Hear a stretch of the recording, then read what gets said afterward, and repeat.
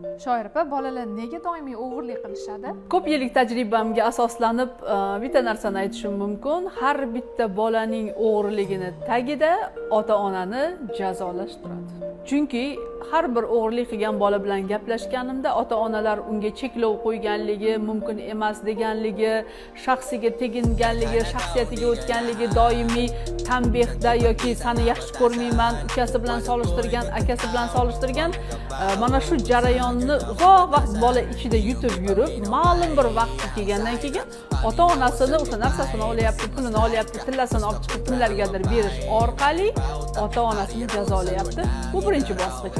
Ikkinchi bosqichda aytadigan bo'lsak, xulq-atvor buzilishi hisoblanadi. Ya'ni bolalar o'smirlik yoshida xulqida mana shu o'g'irlik qilishga, yolg'on gapirishga moyilliklar kuchaygan bo'ladi. Demak, bola o'g'irlik qilishni boshladimi, ota-ona muammoni boladan emas, avvalambor o'zingizdan qidirib ko'ring va bolaga nisbatan munosabatingizni o'zgartirishingizni tavsiya qilaman.